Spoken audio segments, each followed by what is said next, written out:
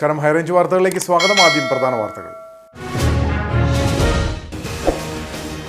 Idukki medical കോളേജിന് ദേശീയ medical കമ്മീഷന്റെ കാരണം കാണിക്കൽ നോട്ടീസ് നൽകിയിരിക്കുന്നത് മെഡിക്കൽ കോളേജിൽ വിദഗ്ധ സമിതി നടത്തിയ പരിശോധനകളിലും വീഡിയോ റെക്കോർഡിംഗിലും കണ്ടെത്തിയ ഗുരുതരമായ പോരായ്മകളുടെ അടിസ്ഥാനത്തിൽ. ഡെങ്കിപ്പനി അടക്കമുള്ള സാംക്രമിക രോഗങ്ങൾ പടർന്നു പിടിക്കുമ്പോഴും ഡോക്ടർമാരുടെ അഭാവം കട്ടപ്പന താലൂക്ക് ആശുപത്രിക്ക് തിരിച്ചടിയാകുന്നു. സ്പെഷ്യൽ ഡോക്ടർമാർ അടക്കം 12 പേർ വേണ്ടെടുത്ത ആശുപത്രിയിലുള്ളത് വെറും 7 ഡോക്ടർമാർ മാത്രം. ഡയാലിസിസ് യൂണിറ്റിലെ താൽക്കാലിക ഡോക്ടർ ജോലി ഉപേക്ഷിച്ചു പോയതോടെ മറ്റു വിഭാഗങ്ങളിലെ ഡോക്ടർമാർ അധിക ഡ്യൂട്ടിയെടുത്ത് യൂണിറ്റ് പ്രവർത്തിപ്പിക്കേണ്ട അവസ്ഥ. ഇരട്ടയാർ നാങ്കുതൊട്ടിയിൽ അജ്ഞാത ജീവി ആടിനെ കൊന്നു ഭക്ഷിച്ചു. കഴിഞ്ഞ രാത്രി അജ്ഞാത ജീവി കൊന്നത് പുളിമൂട്ടിൽ സിബിയുടെ ആടിനെ. കട്ടപ്പന 20 ഏക്കർ പാലം നിർമ്മാണം അനിശ്ചിതത്വത്തിൽ. നിർമ്മാണവുമായി ബന്ധപ്പെട്ട ഒരു കുടുംബത്തെ മാറ്റിപ്പാർപ്പിക്കാനുള്ള നടപടിക്രമങ്ങൾ നഗരസഭ വൈകിപ്പിച്ചതാണ് പ്രതിസന്ധിക്ക് കാരണമെന്ന് നഗരസഭാ പ്രതിപക്ഷ അംഗങ്ങൾ. വിശദമായ വാർത്തകൾ. ഇടുക്കി മെഡിക്കൽ കോളേജിന് ദേശീയ മെഡിക്കൽ മിഷന്റെ കാരണം കാണിക്കൽ നോട്ടീസ്. മെഡിക്കൽ കോളേജിൽ വിദഗ്ധ സമിതി നടത്തിയ പരിശോധനകളിലും വീഡിയോ റെക്കോർഡിംഗിലും കണ്ടെത്തിയ ഗുരുതരമായ പോരായ്മകളുടെ അടിസ്ഥാനത്തിലാണ് നോട്ടീസ്. സമിതി സമർപ്പിച്ച വാർഷിക റിപ്പോർട്ടിൽ വിവിധ അപാകതകൾ ചൂണ്ടിക്കാണിച്ചിട്ടുണ്ട്. 20 ഡിപ്പാർട്ട്മെന്റുകളിലും ആവശ്യത്തിന് ഫാക്കൽറ്റികളും സീനിയർ റെസിഡന്റുമാരും ട്യൂട്ടർമാരും ഇല്ലെന്ന കാര്യം എടുത്തു പറഞ്ഞിട്ടുണ്ട്. ആശുപത്രിയിൽ കിടക്കകൾ കുറവാണെന്നും മേജർ ശസ്ത്രക്രിയകൾ കുറച്ചു മാത്രമേ ചെയ്യുന്നുള്ളൂവെന്നും പറയുന്നു. കണ്ണ്, ENT വിഭാഗങ്ങളിലെ കുറവുകളും x ray, ultrasound scan, CT scan, MRI scan എന്നിവയിലെ പോരായ്മകളും ചൂണ്ടിക്കാട്ടിയിട്ടുണ്ട്. മെഡിക്കൽ എഡ്യൂക്കേഷൻ റെഗുലേഷൻ ആക്ട് പ്രകാരം 1 കോടി രൂപ വരെ പിഴ ചുമത്താവുന്ന കുറ്റമാണിതെന്നും നോട്ടീസിൽ വ്യക്തമാക്കുന്നു.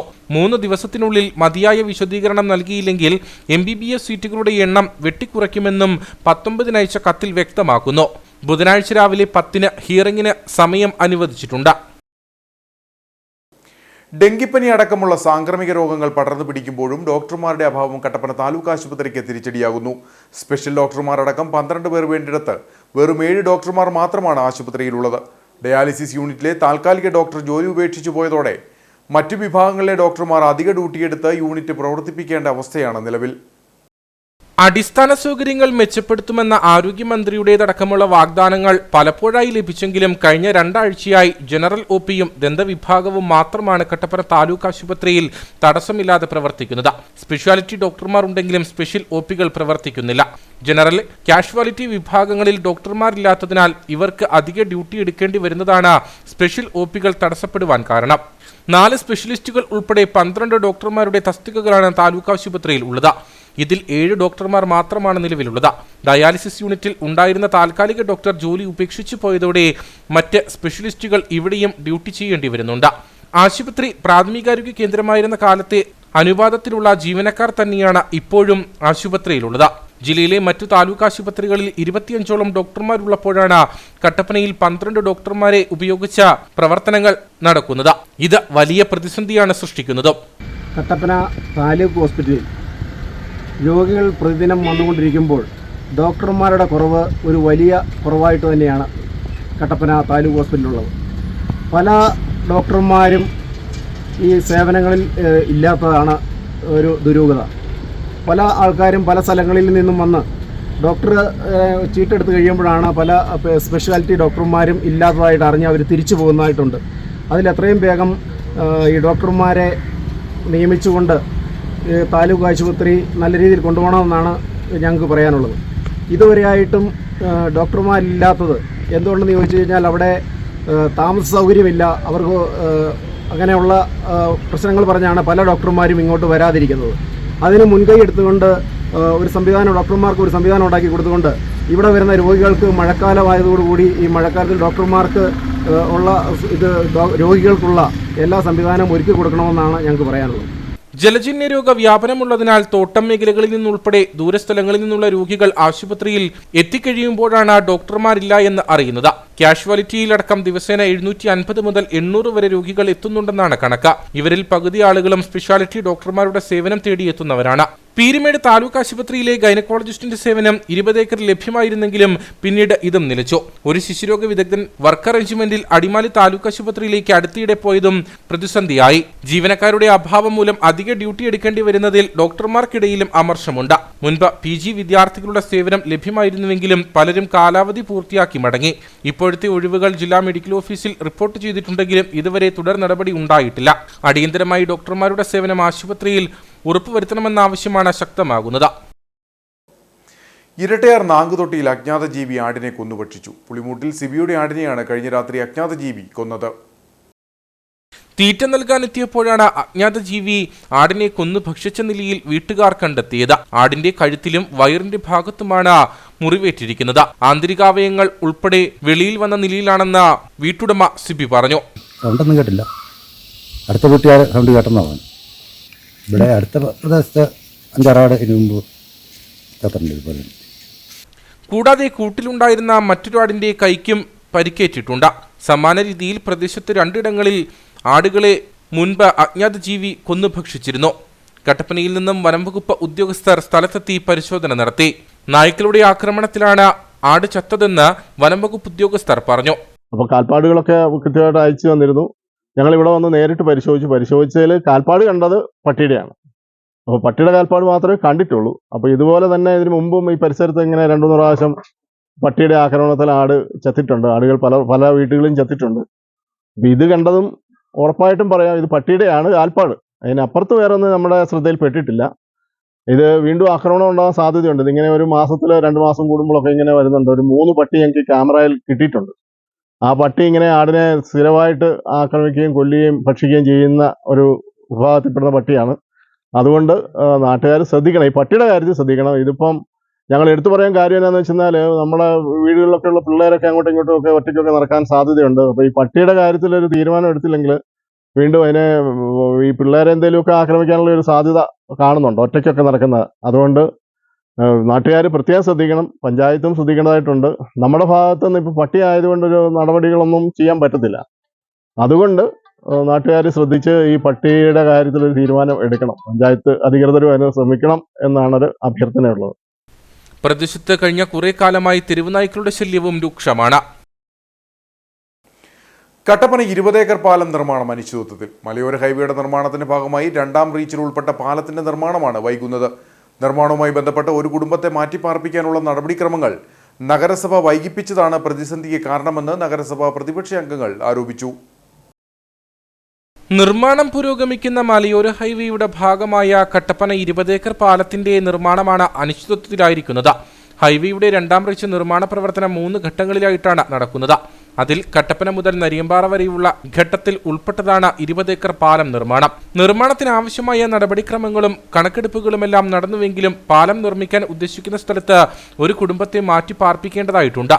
ഇതിനായി കുടുംബത്തിന് സ്ഥലം നഗരസഭ നൽകിയെങ്കിലും വീട് വെക്കാനുള്ള നടപടിക്രമങ്ങൾ വൈകുകയാണ്. അതേസമയം മലയോര ഹൈവേയുടെ കട്ടപ്പന മുതൽ നരിയമ്പാറ വരെയുള്ള ഘട്ടത്തിന്റെ നിർമ്മാണ കാലാവധി പൂർത്തിയാകാറായതിനാൽ ഇനി ഈ ഘട്ടത്തിൽ നിർമ്മാണം നടക്കുകയില്ലെന്നാണ് ലഭിക്കുന്ന വിവരം. സർക്കാരിന്റെ വികസന പ്രവർത്തനങ്ങളുടെ നഗരസഭ കാണിക്കുന്ന വിപരീത മനോഭാവത്തിന്റെ ഫലമായിട്ടാണ് നടപടിക്രമങ്ങൾ വൈകിപ്പിച്ചതെന്ന് നഗരസഭ പ്രതിപക്ഷ കൗൺസിലർ ഷാജി കുത്തോടിയിൽ ആരോപിച്ചു.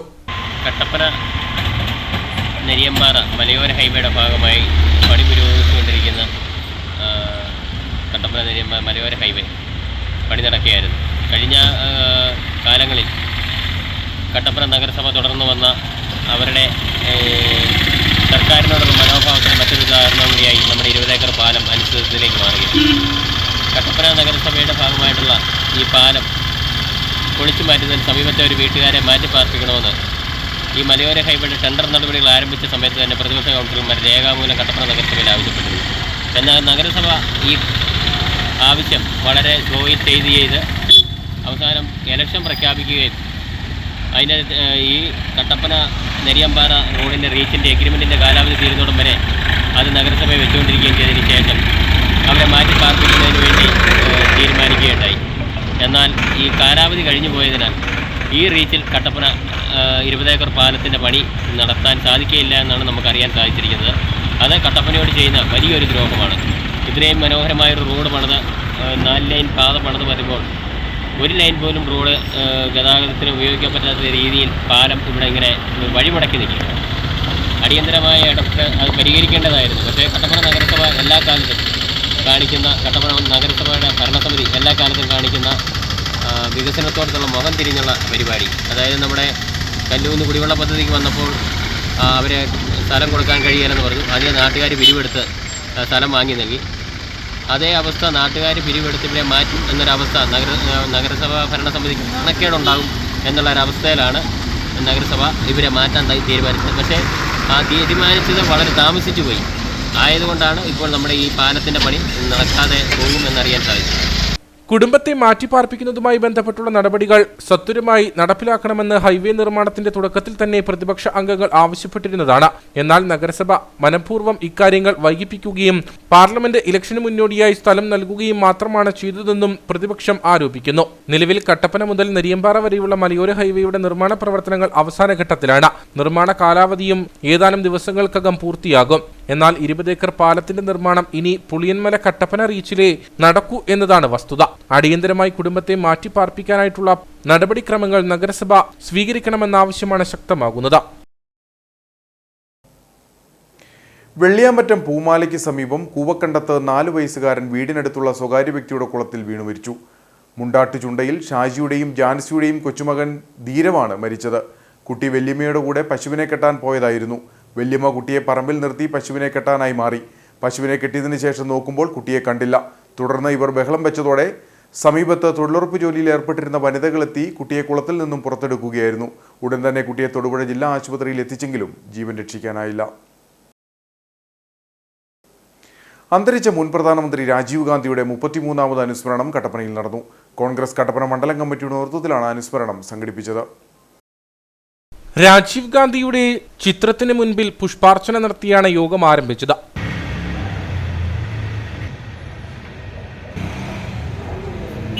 KPCC സെക്രട്ടറി തോമസ് രാജൻ അനുസ്മരണ യോഗം ഉദ്ഘാടനം ചെയ്തു. ഇപ്പോൾ വീണ്ടും ഒരു തെരഞ്ഞെടുപ്പിന്റെ പടിവാതിൽക്കലിലൂടെയാണ് നമ്മുടെ രാജ്യം കടന്നുപോയിക്കൊണ്ടിരിക്കുന്നത് എന്ന് നമ്മൾ ഗൗരവപൂർവ്വമായി ആലോചിക്കുന്നത്. അപ്പോഴും ഈ രാജ്യത്തിന്റെ പ്രധാനമന്ത്രി അടിവരയിട്ട് ആവർത്തിച്ച് പറയുന്നു, കോൺഗ്രസ് അധികാരത്തിൽ വന്നാൽ രാമക്ഷേത്രം, അയോധ്യയിൽ നിർമ്മിച്ച രാമക്ഷേത്രം തകർക്കുക എന്നതാണ് കോൺഗ്രസിന്റെ ലക്ഷ്യമെന്ന് ഈ രാജ്യത്തെ ജനങ്ങളോട് പറഞ്ഞ് രാജ്യത്തെ ഹൈന്ദവ വികാരത്തെ ആളിക്കത്തിക്കാൻ വേണ്ടി നടക്കുന്ന ശ്രമം, ആ ശ്രമത്തിനെതിരെ ഇന്ത്യയിൽ ജീവിച്ചിരിക്കുന്ന മുഴുവൻ ജനാധിപത്യ വിശ്വാസികളുടെ മതേതര സംസ്കാരങ്ങളെ കാത്തു സംരക്ഷിക്കുന്ന ഒരു പ്രസ്ഥാനം എന്ന നിലയിൽ ഇന്ത്യൻ നാഷണൽ കോൺഗ്രസ് ഇന്ത്യയിലെ ജനങ്ങൾക്ക് വേണ്ടി സംഭാവന ചെയ്ത മതേതരത്വ മൂല്യങ്ങൾ ഊട്ടിയുറപ്പിച്ചുകൊണ്ട് മുന്നോട്ട് പോകാൻ അതിനുവേണ്ടിയുള്ള പ്രവർത്തനങ്ങൾക്കിടയിൽ ജീവിതം, ജീവൻ എല്ലാം ഈ രാജ്യത്തിന് വേണ്ടി സമർപ്പിച്ച ഒരു കുടുംബത്തിലെ, നെഹ്റു കുടുംബത്തിലെ ഇന്ദിരാഗാന്ധിയും രാജീവ് ഗാന്ധിയും ഉൾപ്പെടെയുള്ള പ്രിയങ്കരായ നേതാക്കന്മാർ, ആ നേതാക്കന്മാർ നമുക്ക് നൽകിയിട്ടുള്ള സന്ദേശങ്ങൾ ജീവിതത്തിന്റെ ഭാഗമായി എടുത്തുകൊണ്ട് വരാനിരിക്കുന്ന ദിവസങ്ങളിൽ ഐക്യഭാരതത്തിന് വേണ്ടി, അഖണ്ഡ ഭാരതത്തിന് വേണ്ടി, ജനാധിപത്യ ഭാരതത്തിന് വേണ്ടി, മതേതര ഭാരതത്തിന് വേണ്ടിയുള്ള മുറവിളികളിൽ ഈ രാജ്യത്തെ ജനങ്ങൾ വെന്തുനീറുന്ന കാലഘട്ടങ്ങളിലേക്ക് ഇന്ത്യ മഹാരാജ്യം മാറിപ്പോകാതിരിക്കാൻ തകർന്നു വീഴുന്ന ആരാധനാലയങ്ങൾ ഇന്ത്യയുടെ മണ്ണിൽ ഉണ്ടാകുന്നില്ല എന്ന് ഉറപ്പുവരുത്താൻ ഹീനമായി കൊല ചെയ്യപ്പെടുന്ന, വർഗീയതയുടെ പേരിൽ കൊല ചെയ്യപ്പെടുന്ന ആരും ഇന്ത്യയുടെ മണ്ണിൽ ഉണ്ടാകാതിരിക്കാൻ സ്വാതന്ത്ര്യം കിട്ടിയപ്പോൾ ഇന്ത്യ മഹാരാജ്യം ജാതി സ്പർദ്ധയുടെ പേരിൽ വേറിട്ട് നിന്നുകൊണ്ട് ഇന്ത്യയും പാകിസ്ഥാനുമായ ആളുകളെ കൊന്നൊടുക്കുന്ന ഉടുതുണി വിരിഞ്ഞു മാറ്റി ക്രിസ്ത്യാനി മുസ്ലിമാണോ ഹിന്ദുവാണോ എന്ന് പരിശോധിച്ച് ആളുകളെ കൊന്നൊടുക്കിയിരുന്ന കഴിഞ്ഞ കാലഘട്ടങ്ങളിലേക്ക് ഈ രാജ്യത്തെ നയിച്ചുകൊണ്ടു പോകുന്നതിന് നേതൃത്വം കൊടുക്കുന്ന ഇന്ത്യ കണ്ട ഏറ്റവും ഭീകരവാദിയായ നരേന്ദ്രമോദി എന്ന് പറയുന്ന ഭീകരനെതിരെയുള്ള ഒരു പുതിയ മുദ്രാവാക്യം ഈ രാജ്യത്ത് ഉയർത്താൻ ഈ ദിവസം എനിക്ക് നിങ്ങൾക്ക് കടമയുണ്ട്. മണ്ഡലം പ്രസിഡന്റ് സിജു ചക്കുമൂട്ടിൽ അധ്യക്ഷനായിരുന്നു. നേതാക്കളായ ജോണി കുളമ്പള്ളി, മനോജ് മുരളി, ജോസ് മുത്തനാട്ട, ബീന ടോമി, ഷൈനി സണ്ണി ചെറിയാൻ, പ്രശാന്ത് രാജു, KD രാധാകൃഷ്ണൻ നായർ, സജിമോൾ ഷാജി, റൂബി വേഴമ്പത്തോട്ടം, PJ ബാബു, സിന്ധു വിജയകുമാർ, രത്നമ്മ സുരേന്ദ്രൻ, പൊന്നപ്പൻ, അഞ്ചപ്ര തുടങ്ങിയവർ സംസാരിച്ചു. രാജീവ് ഗാന്ധിയുടെ 33ാം രക്തസാക്ഷിത്വ ദിനത്തോടനുബന്ധിച്ച് കോൺഗ്രസ് ബ്ലോക്ക് കമ്മിറ്റിയുടെ നേതൃത്വത്തിൽ കട്ടപ്പനയിൽ നിന്നും ആരംഭിച്ച രാജീവ് സ്മൃതിയാത്ര ശ്രീ പെരുമ്പത്തൂരിൽ സമാപിച്ചു. സമാപന സമ്മേളനം ACC അംഗം DM അഗസ്തി ഉദ്ഘാടനം ചെയ്തു. സ്വപ്നം കാണാൻ ഭാരതത്തെ പഠിപ്പിച്ച ക്രാന്തദർശിയായ ഭരണാധികാരിയായിരുന്നു രാജീവ് ഗാന്ധി എന്ന് അദ്ദേഹം അനുസ്മരിച്ചു. ബ്ലോക്ക് പ്രസിഡന്റ് തോമസ് മൈക്കിൾ അധ്യക്ഷത വഹിച്ചു. Advocate Joy Thomas, MD Arjunan, KA Mathew, Shaji Vellamakkal, Rajan Kalachira, AM Santhosh, Jose Anakkallil, Sunny Mathew തുടങ്ങിയവർ പങ്കെടുത്തു. ഏതാനും മാസങ്ങൾക്ക് മുൻപ് പൂപ്പാറയിൽ പൈപ്പുകൾ കത്തിനശിച്ചതോടെ തകർന്നത് ജലവിതരണ പദ്ധതിയുടെ പൂർത്തീകരണം മാത്രമല്ല, ഗ്രാമീണ റോഡുകൾ കൂടിയാണ്. പൈപ്പുകൾ സ്ഥാപിക്കാൻ റോഡുകൾക്ക് ഇരുവശത്തും കുഴികൾ തീർത്തിരുന്നു. മഴ ആരംഭിച്ചതോടെ ഗ്രാമീണ പാതകളിലൂടെയുള്ള സഞ്ചാരവും ദുർഘടമായി. കഴിഞ്ഞ മാർച്ച് 1-നാണ് എസ്റ്റേറ്റ് പൂപ്പാറ വില്ലേജ് ഓഫീസ് മൈതാനത്ത് സൂക്ഷിച്ചിരുന്ന 70 കിലോമീറ്റർ നീളമുള്ള പൈപ്പുകൾ കത്തിനശിച്ചത്. 2,60,00,000 രൂപയുടെ നഷ്ടമാണ് ഉണ്ടായത്. പൈപ്പുകൾ കത്തിയതോടെ രാജകുമാരി, ശാന്തൻപാറ പഞ്ചായത്തുകൾക്കായുള്ള കുടിവെള്ള പദ്ധതിയുടെ നിർമ്മാണം മുടങ്ങി. പദ്ധതിയുടെ ഭാഗമായി മുൻപ് ഗ്രാമീണ പാതകളുടെ ഇരുവശത്തും കോൺക്രീറ്റിംഗ് അടക്കം തകർത്ത് പൈപ്പ് സ്ഥാപിക്കുന്നതിനായി കുഴികൾ നിർമ്മിച്ചിരുന്നു. 1 മാസത്തിനുള്ളിൽ പുനർനിർമ്മിക്കുമെന്നായിരുന്നു ഉറപ്പ്. എന്നാൽ മാസങ്ങൾ പിന്നിട്ടിട്ടും റോഡുകൾ പുനർനിർമ്മിക്കാനോ കുടിവെള്ള പദ്ധതി പൂർത്തീകരിക്കാനോ നടപടിയില്ല.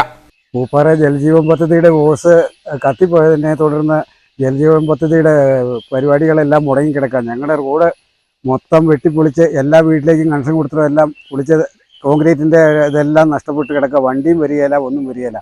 വലിയ വണ്ടിക്ക് ഇവിടെ ലോഡ് വന്നുകൊണ്ടിരുന്നതാണ്, ഇപ്പോൾ ഒന്നും വരത്തില്ല. ഇപ്പോൾ ഏതായാലും ഭയങ്കര കഷ്ടമാണ്. റോഡിൽ കൂടെ ഇറങ്ങി വരാനോ വലിയ വണ്ടികൾ വരാനോ ഒന്നും പറ്റുകയില്ല. രാജകുമാരി പഞ്ചായത്തിൻ്റെ 8ാം വാർഡിൽ ഉൾപ്പെടുന്നതാണ് ഈ റോഡ്. കുടിവെള്ള പദ്ധതിയുടെ ഭാഗമായിട്ട് റോഡിൻ്റെ ഇരു സൈഡും കുഴിച്ച് JCB ഉപയോഗിച്ച് കുഴിച്ച് കാന കീറുകയും പൈപ്പ് ഇടുകയും ചെയ്തു. ഇപ്പോൾ ഒരു 6 മാസമായിട്ട് യാതൊരു നടപടിയില്ല. റോഡ് കോൺക്രീറ്റ് ചെയ്ത് തരാമെന്ന് പറഞ്ഞു തരുന്നതാണ്. 30 ദിവസത്തിനുള്ളിൽ കോൺക്രീറ്റ് ചെയ്ത് തരാമെന്ന് പറഞ്ഞതാണ്. 6 മാസമായിട്ട് യാതൊരു നടപടി ഇതിനെപ്പറ്റി ഉണ്ടായിട്ടില്ല. എസ്റ്റേറ്റ് പൂപ്പാറയിൽ ഹോസ് കത്തിപ്പോയതുകൊണ്ട്, കുടിവെള്ള പദ്ധതിയുടെ ഹോസ് കത്തിപ്പോയതുകൊണ്ട് ഇതിൻ്റെ കോൺട്രാക്റ്റ് എടുത്തേക്കുന്നവർ ഇതിന് വൻ നഷ്ടം വരുമെന്ന് പറഞ്ഞ് ഇത് മുന്നോട്ട് കൊണ്ടുപോകുന്നില്ല. ഈ റോഡ് കുടിവെള്ള പദ്ധതിയുടെ ഭാഗമായിട്ട് വെട്ടിപ്പൊളിച്ചതാണ്. ഇതുവരെ ശുദ്ധമായി കുടിവെള്ളവും ഇല്ല, റോഡ് നന്നാക്കി തന്നിട്ടില്ല. 1 മാസത്തിനുള്ളിൽ റോഡ് നന്നാക്കി തന്നേക്കാമെന്ന് പറഞ്ഞാണ് ഇത് വെട്ടിപ്പൊളിച്ചത്. ഇപ്പോൾ ഈ വഴിക്കോടെ നടക്കാനും വണ്ടികൾ പോകാനും ഭയങ്കര പ്രയാസമാണ്. കുടിവെള്ള പദ്ധതിയുടെ ഭാഗമായിട്ട് നമ്മുടെ റോഡ് പൈപ്പിടാൻ വേണ്ടിയിട്ട് കുത്തിപ്പൊളിച്ചിട്ട് ആകെ താറുമാറായി കിടക്കുവാണ്. ഇത് എത്രയും പെട്ടെന്ന് നമുക്ക് റെഡിയാക്കി കിട്ടാനായിട്ട് അധികൃതരുടെ ഭാഗത്തുനിന്ന് ഇത് വേണമെന്ന് താഴ്മയായി അപേക്ഷിക്കുന്നു. പൈപ്പുകൾക്ക് ഇൻഷുറൻസ് പരിരക്ഷ ഉണ്ടായിരുന്നില്ല. പോലീസിന്റെ കേസന്വേഷണം പൂർത്തിയായി അന്വേഷണ റിപ്പോർട്ട് ലഭിച്ചെങ്കിൽ മാത്രമേ നഷ്ടം ആരാണ് വഹിക്കേണ്ടതെന്നത് സംബന്ധിച്ച് തീരുമാനം ഉണ്ടാകൂ എന്നാണ് ജലവിഭവ വകുപ്പ് വ്യക്തമാക്കുന്നത്. നിലവിൽ ശാന്തൻപാറ, രാജകുമാരി പഞ്ചായത്തുകളിലെ ജൽജീവൻ മിഷന്റെ എല്ലാ പദ്ധതികളും നിർത്തിവച്ചിരിക്കുകയാണ്. കുടിവെള്ള പദ്ധതി ഇല്ലാതായതോടെ നിലവിലെ സാഹചര്യം തുടർന്നാൽ ഗ്രാമീണ പാതകളും നശിക്കുമെന്നാണ് നാട്ടുകാരുടെ ആശങ്ക. സ്വകാര്യ ബസ്സുകളിലെ യാത്രക്കാരായ ഭിന്നശേഷിക്കാരുടെ സീറ്റ് റിസർവേഷൻ സംബന്ധിച്ച് ബസ് ജീവനക്കാരിലും പൊതുജനങ്ങളിലും അവബോധം സൃഷ്ടിക്കാൻ ക്യാമ്പയിൻ നടത്തി മോട്ടോർ വാഹന വകുപ്പ്.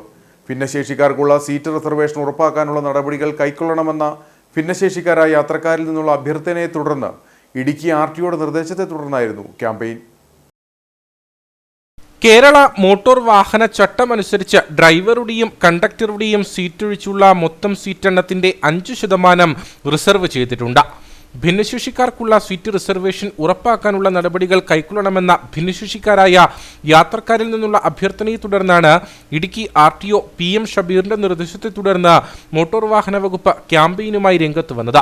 സ്വകാര്യ ബസ്സുകളിലെ യാത്രക്കാരായ ഭിന്നശേഷിക്കാരുടെ സീറ്റ് റിസർവേഷൻ സംബന്ധിച്ച ബസ് ജീവനക്കാരിലും പൊതുജനങ്ങളിലും അവബോധം സൃഷ്ടിക്കുകയായിരുന്നു ലക്ഷ്യം. ഭിന്നശേഷിക്കാരായ യാത്രക്കാർക്ക് സ്വകാര്യ ബസ്സുകളിലെ സീറ്റിലെ റിസർവേഷൻ സംവിധാനത്തിൽ ചില ബസ്സുകളിൽ അത് കൃത്യമായി എഴുതി വച്ചിട്ടില്ല എന്നുള്ള ഒരു അറിവിൻ്റെ അടിസ്ഥാനത്തിൽ ഞങ്ങൾ വാഹനങ്ങൾ പലതും പരിശോധിച്ചതിൽ അത് ശരിയാണെന്ന് ബോധ്യപ്പെട്ടിട്ടുണ്ട്. അപ്പോൾ നിയമം അനുസരിച്ച്, കേരള റൂൾ അനുസരിച്ച് സ്വകാര്യ ബസ്സുകളിലെ സീറ്റ് റിസർവേഷൻ ഭിന്നശേഷിക്കാർക്ക് മൊത്തം സീറ്റിൻ്റെ, അതിൽ ഡ്രൈവറുടെയും കണ്ടക്ടറുടെയും സീറ്റ് ഒഴിച്ചുള്ള സീറ്റിൻ്റെ 5% വേണമെന്നുള്ളതാണ്. ഇപ്പോഴത്തെ ബസ്സുകളിലെ സീറ്റിംഗ് സംവിധാനം വെച്ച് നോക്കിയാൽ മിനിമം 2 സീറ്റെങ്കിലും ഉണ്ടായിരിക്കണം.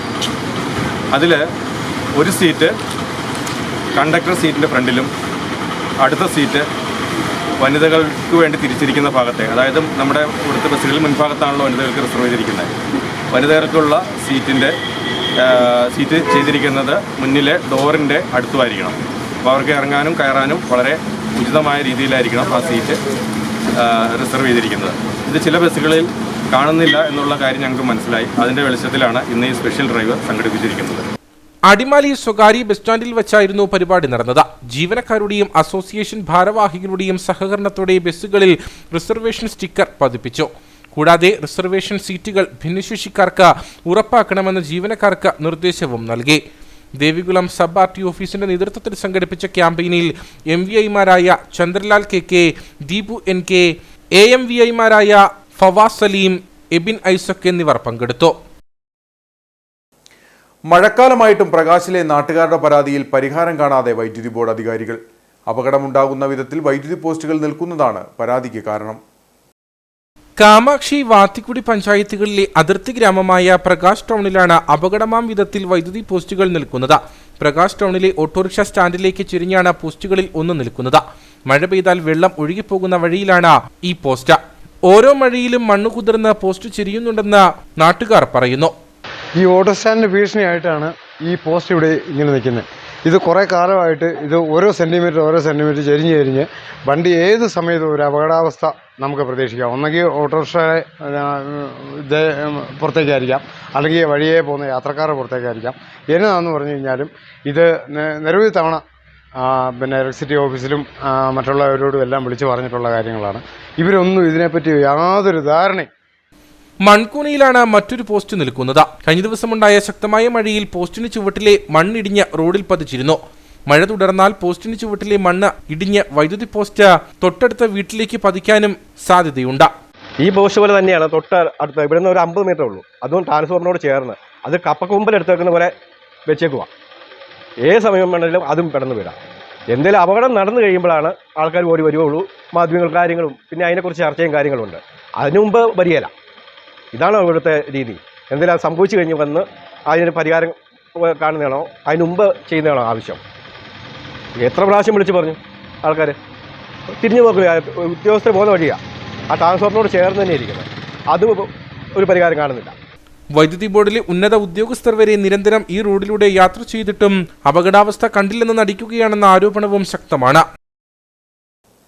SNDP യോഗം കൂട്ടാർ ശാഖായോഗം പുതുതായി നിർമ്മിച്ച ആസ്ഥാന മന്ദിരത്തിന്റെ ഉദ്ഘാടനം നടന്നു. മലനാട് SNDP union president Biju Madhavan നിർവഹിച്ചു. SNDP ശാഖായോഗങ്ങളുടെ ഇടുക്കിയിലെ തന്നെ ഏറ്റവും മികച്ച ഓഫീസുകളിൽ ഒന്നായാണ് കൂട്ടാർ ശാഖയ്ക്കായി പുതിയ മന്ദിരം നിർമ്മിച്ചത്. ഇരുനിലകളിലായി ഓഫീസും ഷോപ്പിംഗ് കോംപ്ലക്സും ഉൾപ്പെടെയാണ് സമുച്ചയം നിർമ്മിച്ചിരിക്കുന്നത്. ഉദ്ഘാടനം മലനാട് SNDP union president Biju Madhavan നിർവഹിച്ചു. ശാഖയിലെ മുഴുവൻ അംഗങ്ങളുടെയും സഹകരണത്തോടെയാണ് കെട്ടിടം പണി കഴിപ്പിച്ചത്. യൂത്ത് മൂവ്മെന്റിനും വനിതാ സംഘത്തിനും ഓഫീസ് സൗകര്യം സമുച്ചയത്തിൽ ഒരുക്കിയിട്ടുണ്ട്. ഉദ്ഘാടന യോഗത്തിൽ ശിവഗിരി മഠം ഗുരുപ്രകാശം സ്വാമികൾ, union secretary Vinod Uthaman, youth movement union president Subeesh Vijayan, വനിതാ സംഘം പ്രസിഡന്റ് CK വത്സ തുടങ്ങിയവർ സംസാരിച്ചു. കട്ടപ്പന വലിയകണ്ടം തോട്ടിൽ ശുചീകരണം നടത്തി. വരുന്ന മഴക്കാലത്തിന് മുന്നോടിയായിട്ടാണ് മഴക്കാലപൂർവ്വ ശുചീകരണത്തിന്റെ ഭാഗമായി മണ്ണുമാന്തി യന്ത്രം ഉപയോഗിച്ച് തോട്ടിലെ മാലിന്യങ്ങൾ നീക്കം ചെയ്തത്. കട്ടപ്പന നഗരസഭയിൽ ഉൾപ്പെട്ട വലിയകണ്ടം തോട്ടിലാണ് ശുചീകരണ പ്രവർത്തനം നടത്തിയത്. 2018 കാലവർഷ മഴയിൽ തോട്ടിൽ നീരൊഴുക്ക് വർദ്ധിക്കുകയും കരകവിഞ്ഞ് ഒഴുകുന്നതിന് കാരണമാവുകയും ചെയ്തിരുന്നു. ഇതോടെ കക്കാട്ടുകട അടക്കമുള്ള പ്രദേശങ്ങളിലേക്ക് ഇതുവഴിയുള്ള ഗതാഗതവും തടസ്സപ്പെട്ടു. പല വീടുകളിലേക്ക് വെള്ളം കയറുന്നതിനും കാരണമായി. ഈ സാഹചര്യത്തിലാണ് തോട് ശുചീകരണം നടത്തിയത്. കട്ടപ്പന നഗരസഭ 28 ഐറ്റിയക്കുന്നിലെ ശുചീകരണ പ്രവർത്തനങ്ങളുടെ ഭാഗമായി ഇന്ന് നമ്മുടെ വലിയകണ്ടം തോട് കാട് പിടിച്ച് കിടക്കുന്നത് ക്ലീൻ ചെയ്യുകയാണ്. അത് സമീപവാസികളും മുനിസിപ്പാലിറ്റി ആരോഗ്യ വിഭാഗവും സംയുക്തമായി ആണ് ഈ പണി ചെയ്യുന്നത്. ഈ തോട് കാലങ്ങളായി കാട് പിടിച്ച് കിടക്കുകയാണ്. കഴിഞ്ഞ 2-3 വർഷമായി ഈ തോട് തെളിച്ച് സംയുക്ത വീടുകളിൽ വെള്ളം കയറാതിരിക്കാനുള്ള നടപടികളും മാലിന്യവും നീക്കം ചെയ്യുന്നതാണ്. ആ പരിപാടിയുടെ ഭാഗമായി ഈ വർഷവും മഴക്കാലപൂർവ്വ ശുചീകരണത്തിൻ്റെ ഭാഗമായിട്ടാണ് ഈ പണി ചെയ്യുന്നത്. മഴക്കാലപൂർവ്വ ശുചീകരണത്തിന്റെ ഭാഗമായി നഗരസഭയും പ്രദേശവാസികളും ചേർന്നാണ് മണ്ണുമാന്തി യന്ത്രം ഉപയോഗിച്ച് മാലിന്യങ്ങൾ നീക്കം ചെയ്തത്. നഗരത്തിൽ നിന്നും വലിയ തോതിൽ അനധികൃത മാലിന്യ നിക്ഷേപം നടക്കുന്ന തോടുകൂടിയാണിത്. ഇതോടെ മാലിന്യം കെട്ടിക്കിടന്ന തോടിന്റെ ആഴം കുറയുകയും കാടുപടലങ്ങൾ വളരുകയും ചെയ്ത സ്വാഭാവിക നീരൊഴുക്കിന് തടസ്സം സൃഷ്ടിച്ചിരുന്നു. ഇതോടെയാണ് ചെറിയൊരു മഴ പെയ്യുമ്പോൾ തന്നെ തോട് കരകവിയാൻ കാരണമായത്. നിലവിൽ തോട്ടിലെ മാലിന്യങ്ങളും വളർന്നു നിന്നിരുന്ന കാടുകളും നീക്കം ചെയ്തു. കട്ടപ്പന ഗവൺമെന്റ് കോളേജിൽ 2024-25 അധ്യയന വർഷം മാത്തമാറ്റിക്സ്, ഫിസിക്സ്, ഇംഗ്ലീഷ് എന്നീ വിഷയങ്ങളിൽ അതിഥി അധ്യാപകരെ ആവശ്യമുണ്ട്. UGC നെറ്റ് PhD യോഗ്യതയുള്ളവർക്ക് മുൻഗണന ലഭിക്കുന്നതാണ്. അപേക്ഷകർ മേഖലാ ഡെപ്യൂട്ടി ഡയറക്ടറുടെ കാര്യാലയത്തിലെ അതിഥി അധ്യാപക പാനലിൽ പേര് രജിസ്റ്റർ ചെയ്യേണ്ടതാണ്. മാത്തമാറ്റിക്സ്, ഫിസിക്സ് എന്നീ വിഷയങ്ങളിലെ അഭിമുഖം ഈ മാസം 30-നും ഇംഗ്ലീഷ് വിഭാഗത്തിലെ അഭിമുഖം 31-നും നടക്കും. കൂടുതൽ വിവരങ്ങൾക്ക് 8921210543 എന്ന ഫോൺ നമ്പറിൽ ബന്ധപ്പെടുക. ഇനി നേർക്കാഴ്ചയിലേക്ക്.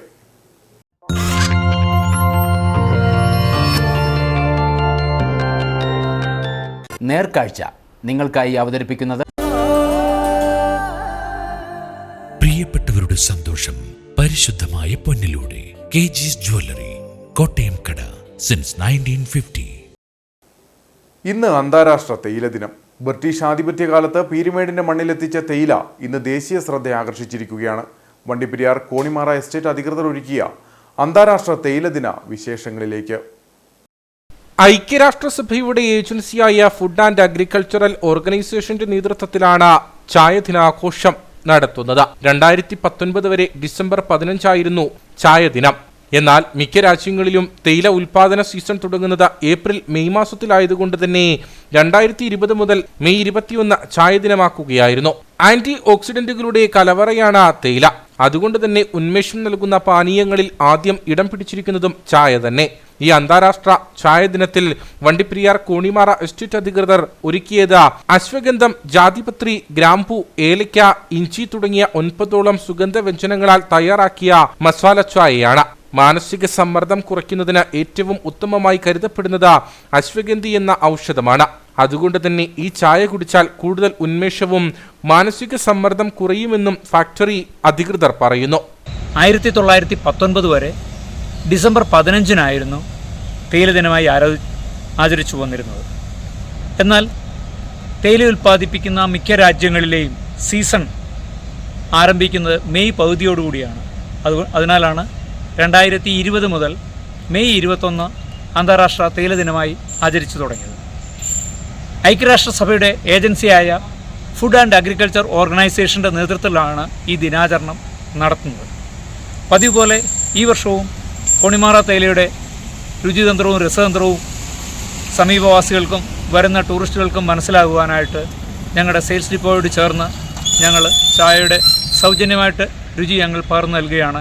ഈ വർഷം ചെയ്യുന്നത് ഞങ്ങളുടെ 9 ഇൻഗ്രീഡിയൻസ് ചേർത്തിറക്കിയ പുതിയ മസാല ചായയുടെ തന്തൂരി വേർഷനാണ് ഞങ്ങളവിടെ കൊടുത്തുകൊണ്ടിരിക്കുന്നത്. മറ്റൊരു പ്രത്യേകത കൂടി ചായ ദിനത്തിൽ പൊതുജനങ്ങൾക്കായി ഒരുക്കിയിരിക്കുകയാണ് കോണിമാറ എസ്റ്റേറ്റ് അധികൃതർ. തന്തൂരി ചായ. മൺചട്ടി ചൂടാക്കി അതിൽ ചായ ഒഴിച്ച മണ്ണുപയോഗിച്ച് നിർമ്മിച്ച ഗ്ലാസിൽ തന്നെയാണ് ചായ പൊതുജനങ്ങൾക്കായി വിതരണം ചെയ്യുന്നത്. എല്ലാ വർഷത്തിലും വ്യത്യസ്തമായിട്ട് കോണിമാറ കമ്പനി വാലിറ്റി ഡേ ദിനത്തിനെ ആചരിക്കുന്നു. വരുന്ന ഗസ്റ്റുകൾക്കും തൊഴിലാളികൾക്കും മറ്റു സുഹൃത്തുക്കൾക്കും ചായ വിതരണം ചെയ്ത് ഒത്തിരി പഴമയായിട്ടുള്ള രീതി ഒരുക്കിക്കൊണ്ടുവരുന്നതിന് കോണിമാറ കമ്പനി അഭിനന്ദനം. ഇതിനായി പഴമ നിലനിർത്തിയുള്ള ചായക്കടയും ഒരുക്കിയിരുന്നു.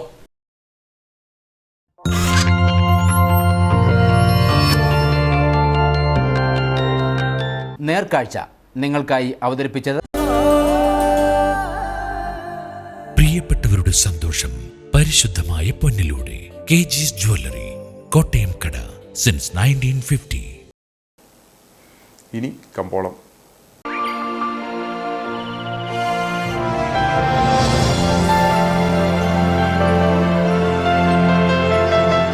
കമ്പോളം നിങ്ങൾക്കായി അവതരിപ്പിക്കുന്നത് പ്രിയപ്പെട്ടവരുടെ സന്തോഷം പരിശുദ്ധമായ പൊന്നിലൂടെ KG's ജ്വല്ലറി, കോട്ടയം കട, since 1950. Santhanpara cardamom planters association ഏലക്ക ലേല വിവരം. ആകലോട്ട് 112, വിൽപ്പനയ്ക്ക് വന്നത് 20,471, വിൽപ്പന നടന്നത് 19,969. കൂടിയ വില 2,528, ശരാശരി വില 1,916. കട്ടപ്പന കമ്പോളം. കുരുമുളക് കിലോഗ്രാമിന് 595 രൂപ, ഏലം കൂടിയ വില 2000, ഏലം ശരാശരി വില 1800. കാപ്പിപ്പരിപ്പ് 320, ഗ്രാമ്പു 950, കൊക്കോ 175, റബ്ബർ 175. സ്വർണം വെള്ളി വിപണി. സ്വർണം ഗ്രാമിന് 6,830 രൂപ, വെള്ളി 94.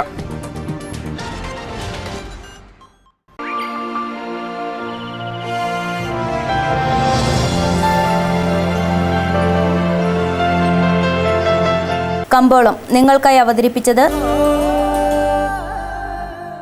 പ്രിയപ്പെട്ടവരുടെ സന്തോഷം പരിശുദ്ധമായ പൊന്നിലൂടെ കെജിസ് ജ്വല്ലറി, കോട്ടയം കട, സിൻസ് 1950.